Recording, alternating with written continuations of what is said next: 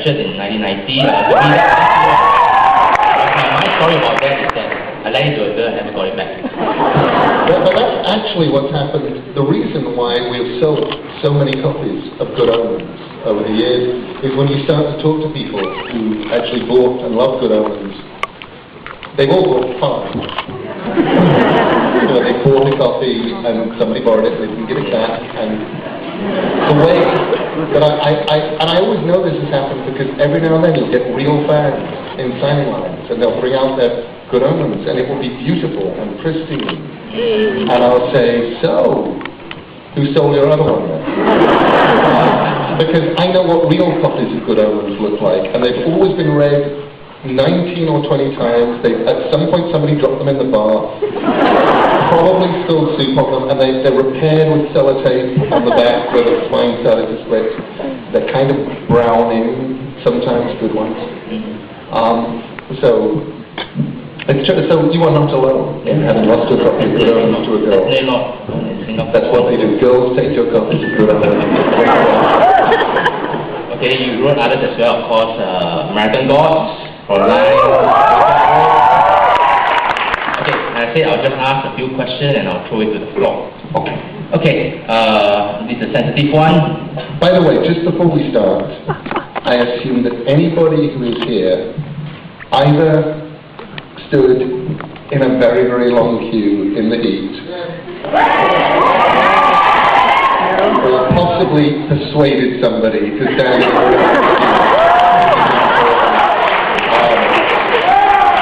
so I just want to thank all of you for braving long queues and braving heat and braving whatever mysterious secret messaging system that let you know that tickets were available or more tickets were available to actually get in here. Thank you all for doing it.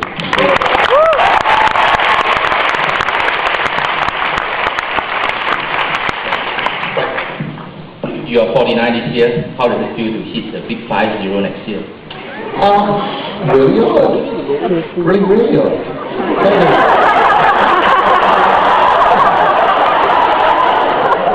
Not bad. In the sense that I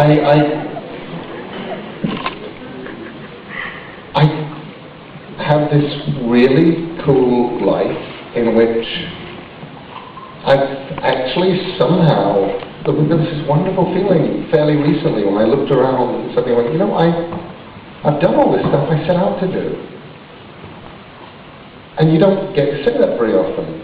And, you know, you talk to people about their lives, a lot of people say, well, you know, life would have been so great if only this had happened or if only that had happened. And I go, well, there were all these things I wanted to do. And I've pretty much done them all. And I've done them all on a level on which, and sort of personal things and work things, to the point where if tomorrow the plane I was in went down, it probably won't happen. But I'm saying if it does go down, it's not going to go down with me going, oh my God. I remember the last time I was really scared of a plane going down.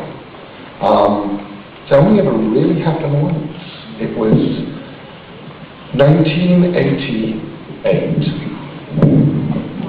They turned up the volume on the mic, so I'm just going to put it back in the thing. It was 1988, and Dave McKean had given me, I'd written maybe the first 3 episodes of Sandman, was working on Black Orchid with Dave McKean. He'd given me the first half of Black Orchid to take to America. He couldn't afford to have every page scanned. These big colour paintings by Dave. And as soon as it was done, he was going to start working on Arkham Asylum. And I just remember being on this plane, carrying 100 pages of Dave McKean art with me, going, you know, if this plane goes down,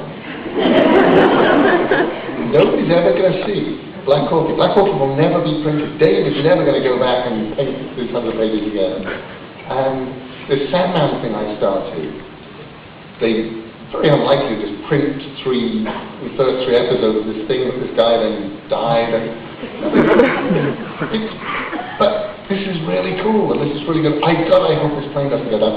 And I spent the entire flight from England to America working very hard to keep that plane afloat with my If the plane goes down tomorrow, I'm in great shape. I'm not going to go down going, God, wouldn't it have been good if I just had cool kids, or written a good children's book, or made a movie, or something like that? Because I've done all that stuff. I think I've had this amazing life. So in terms of how does the big 5-0 scare me, how do I feel about it, it's really interesting. I kind of I did these big sort of grey swatches that I definitely didn't have the last time I was in Singapore 4 years ago. I don't blame you. They probably were the Filipinos. But any Filipino just took offense from that was actually a very, very bad joke. And it had much more to do with the sheer volume level of arrival in the Philippines from Singapore. Because Singapore, everyone's really enthusiastic, but you're all enthusiastic in a very, very quiet, polite, and organized way. And then, you know, last time I went from here to Manila and found myself discovering just how much noise 3,000 Filipinos can make when they put their minds into it. And they are louder than the Brazilians, and I didn't believe anybody was louder than Brazilians. So I like the idea of being Christian. And I have the world's coolest girlfriend.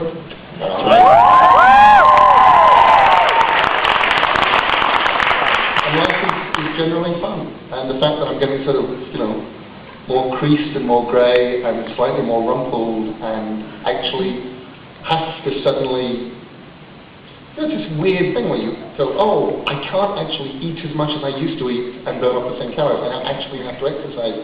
This is unfair. But, okay, that's the trade-off I have to make. So.